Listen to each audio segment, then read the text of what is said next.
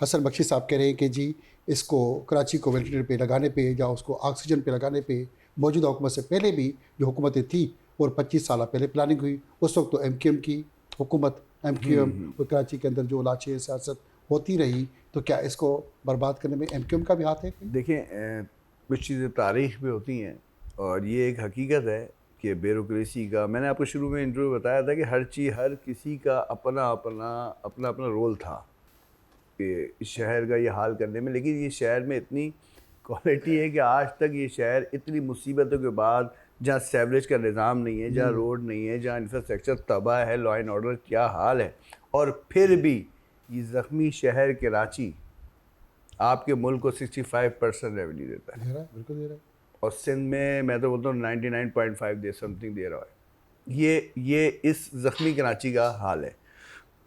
Economy, देखिए economy चलेगी तो मुल्क चलेगा, ऐसा ही है। ये एक क्लियर चीज़ है, एक सबको पता है। हाँ, 2 अवतार में आपने देखा होगा इस कराची शहर में काम हुआ है, या तो मुस्तफ़ा कमाल साहब के दौर में या फारूक सत्तार साहब के दौर में। जो अंडर बाईपास जो चीज़ें आप देखते हैं उसी दौर में हुई। उसके बाद फिर चेंज हुआ, चीज़ें हुई, वो गलतियाँ हुई होंगी लाजमी, इतना बड़ा शहर है, इतनी चीज़ें हैं, बिल्कुल। ब्यूरोक्रेसी को हमने शायद उस हिसाब से नहीं कर पाए। कभी भी हमारे पास फुल फ्लैश इख्तियार नहीं रहा। जब फुल फ्लैश रहा, जब हमने डिलीवर करके दिखाया, टीम थी, चीज़ें थी, आप भी समझते हैं, भाई को भी पता है मुस्तफ़ा के दौर में कितना काम हुआ। फुल फ्लैश उस टाइम हमारे पास पावर थी, दिया, डिलीवर किया।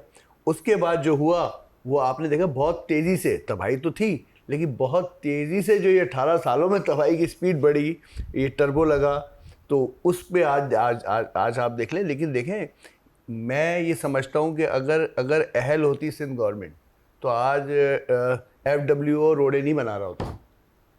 फेल हो गए ना, कोशिश की, सब कुछ की, नहीं कर पाए। तो मैं इस नतीजे पर पहुँचा हूँ कि भाई इनमें वो एबिलिटी है ही नहीं।